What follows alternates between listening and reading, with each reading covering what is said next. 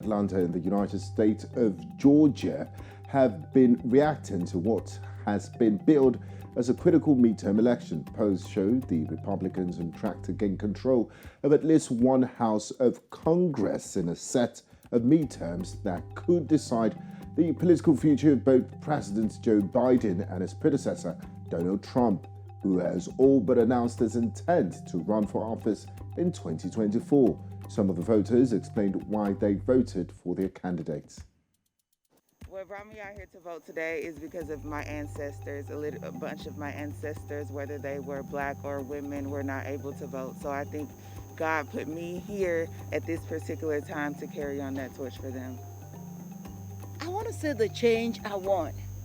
If I want any change, if anything is happening in the political arena, then I know I participated in my own little way. I contributed in my own little way by voting to make sure that things get better than it is.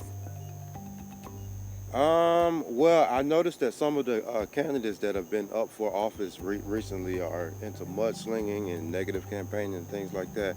And I just don't want those people to represent me at the highest level. Similarly, people in Fairfax, Virginia have emphasized the importance of voting after casting their ballot in the United States midterm elections.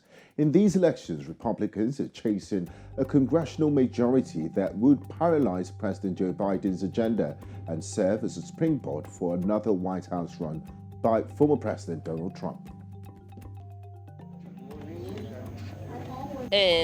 For me, I'm a first-generation American, and for me, it's super important to vote. I think voting is super important, and I think there's a lot on the line right now, especially for women and for democracy. So it is very important to vote, and I hope that everybody turns out.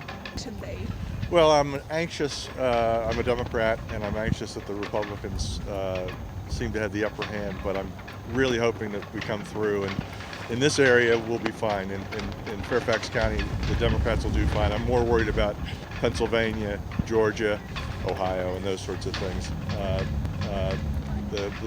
What's on the ballot really is the whole idea that we're turning this country into a sort of a right-wing state, almost like a religious state. The separation of church and state has always been part of what was the cornerstone of the U.S. And I feel like the Republicans have lost sight of that. And as a result, we're going down a path that's, I think, going to be very difficult to overcome in future years if they do well this go around. So I'm anxious. Now, joining me live from Washington, D.C. to discuss this midterm elections is Ignatius Anor. He is a journalist with the Voice of America. A very warm welcome to you, Ignatius, and thanks for joining us on Beyond the Continent. Good evening. Thank you so much for having me. Now, Ignatius, this midterm election is very key because the outcome will determine the political control of the 118th U.S. Congress. Can you help us with a clear perspective on how things are expected to play out? Well, thank you very much. So, as you rightly said, the American voters will decide, actually, early on today, began casting the ballots, which is the last day for this election, to decide essentially which of the two major political parties will control the Congress. Now, Congress in the United States is made up of the House of Representatives. There are 435 seats that are up for grabs.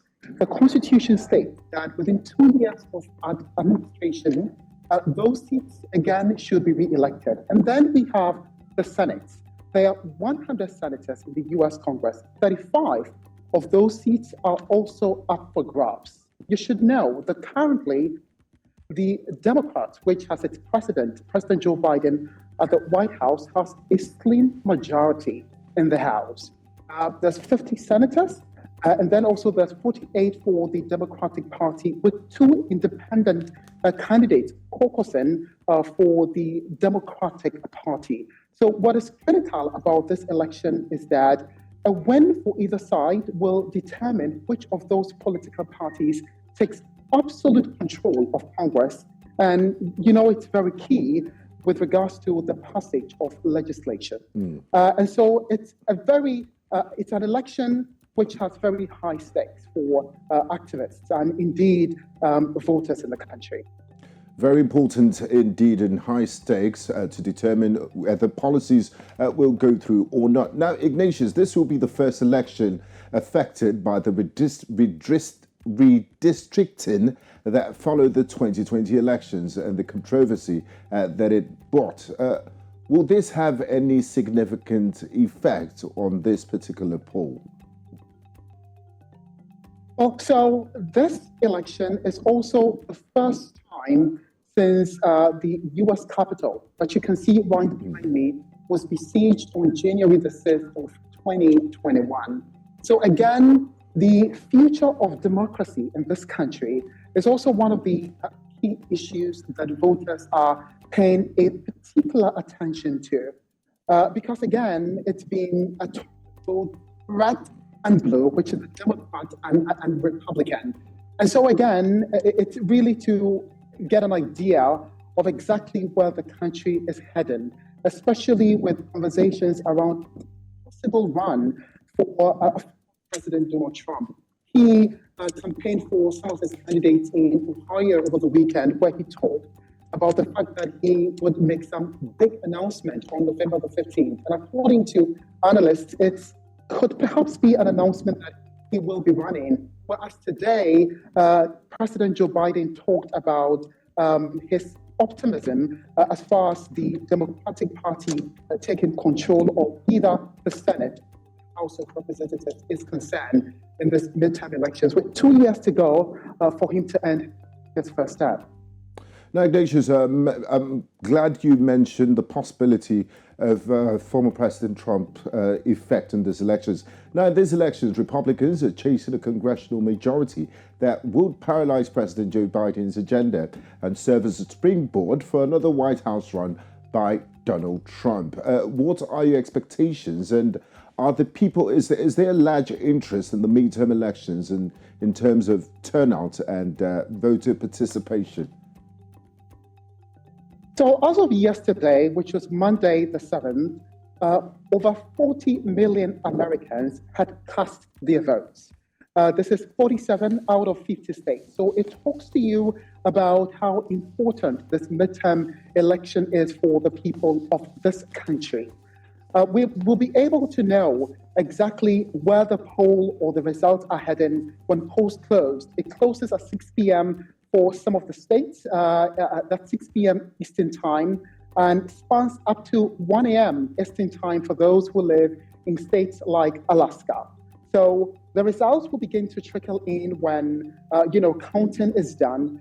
And like I told you early on, we will be able to have a full picture of really which party will be taking charge of Congress when polls closes, the results are released. You should also know that one of the critical states the political watchers are keeping a very close eye on is that of Georgia. So both the Senate vote and then the governorship race are very key. So at the state level, we have Raphael Warnock representing the Democratic Party and Herschel Walker representing the Republican Party. It's been said that if each of them does not clinch the 50+1 vote needed for that election to be called, what would happen is that it would go for a runoff, and that result can only be determined on December the 6th if neither of those parties clinches the majority of votes needed to be declared winner of that election. Thank you very much for your time and insight, Ignatius Noor. We do appreciate you. Thank you.